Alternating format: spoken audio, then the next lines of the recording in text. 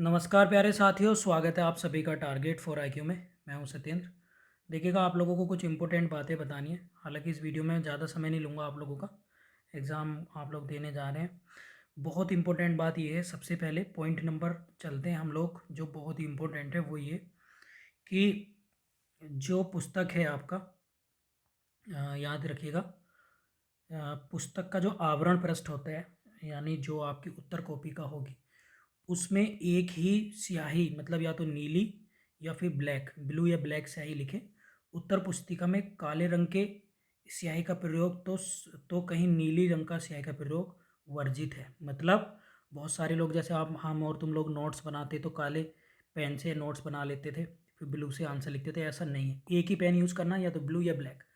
यदि फिर भी एक प्रकार से अगर अगर हम बात करें, अगर आप स्याही बदलने पर वीक्षक का हस्ताक्षर या अभिप्रमाण अवश्य करा लें। यदि आप चाहते भी हैं तो उसके सिग्नेचर जरूर करा लें, नहीं तो ऐसी दशा में कॉपी आप लोगों की रिजेक्ट हो जाएगी।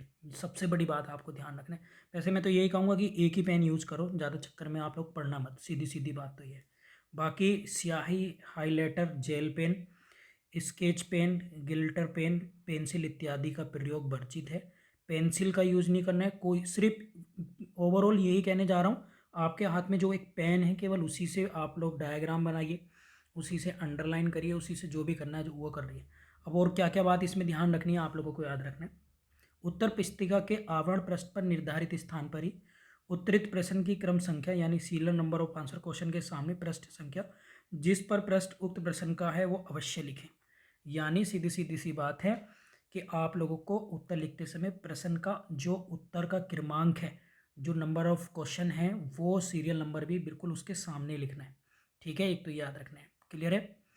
और एक प्रश्न के सभी खंडों का उत्तर लिखते हुए अनेक प्रश्नोत्तर एक ही लिखें, इसके बाद दूसरे प्रश्न का लिखो। इसका मतलब ये है, इसका मतलब मैं समझा दे रहा हूँ। मान लीजिएगा एक क्वेश्चन नंबर 1 है और इसका A B C है, ये 4 क्वेश्चन है, तो इन्हीं के सामने लिखें, क्योंकि आपका पेपर 1 वर्ड में आएगा जहाँ तक उम्मीद है।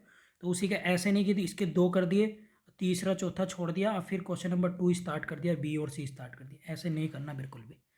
ठीक है, क्लियर है। ये आप लोगों को याद रखना है। इसके साथ आपको क्या याद रखना है, वो ये वाली PDF में पब्लिक ग्रुप में डाल दे रहा हूँ भाई, ध्यान से आप लोगों को करना है, गलती मत कर देना। उत्तर पुस्तिका में क्या क्या नहीं लिखना जो रद्द हो जाएगी। उत्तर पुस्तिका में निर्धारित स्थान पर ही अतिरिक्त कहीं भी नाम, अनुक्रमांक, मोबाइल संख्या या कोई अंक चिन्ह नहीं बनाने। और उसके जो हस्ताक्षर हैं, जो परीक्षक होगा उसके निर्धारित स्थान पर अपना नाम हस्ताक्षरित अंकित करना है। पत्र लिखने से पहले संबोधित स्वयं का नाम अंकित करना, ये भी बिल्कुल नहीं करना है। यानी जब पत्र लिखेंगे तो भैया अपने नाम ये वगैरह नहीं लिखने। उत्तर पुस्तिका में वाइटनर का प्रयोग करना, ये भी बिल्कुल वर्जित होगा भाई, इस पर ध्यान रखना है। और दूसरी बात आपको बता दे रहा हूँ क्या, कि सॉरी, थैंक यू, चरण स्पर्श वर्ड नहीं लिखने हैं। करेंसी के पैसे मत रख लेना, ये गलती मत कर देना। एकेडमिक में तो सब करते हैं इस काम को। धार्मिक चिन्ह नहीं बनाना है, इस तरह की कोई चीज़ें हमें बिल्कुल भी नहीं बनानी। किसी प्रकार का पहचान से संकेत चिन्ह अंकित करना, ठीक है, यहाँ पे भी याद रख लेना। ये कॉपी के बाहर की बात हो रही है, ये वाला जब यहाँ कोई बना देता है इस तरह से याद, हालांकि ब्रैकेट्स आप लोग यूज कर सकते हैं। और किसी प्रश्न संख्या को विशेष प्रकार की आकृति या घेरा में बनाकर कोई विशेष, इसका मतलब ये नहीं कि मान लीजिएगा आप, कोई बच्चा ऐसे क्वेश्चन नंबर 1 ऐसे डाल देता है, क्वेश्चन नंबर 2 ऐसे, तो सारों में आ रहा है तो नहीं होगी। लेकिन किसी ने एक में ही ऐसे करा, या एक क्वेश्चन एक को करने के बाद ही ऐसे कर दिया, तो भाई रिजेक्ट हो जाएगी। इन चीज़ों का प्लीज़ ध्यान रखिएगा। अंडरलाइन आप करेंगे तो सारी कॉपी में कर लेना, उससे कोई दिक्कत नहीं है। और बाकी किसी का कोई और कमेंट हो तो कमेंट करके पूछ लेना, मैं आपका रिप्लाई कर दूंगा।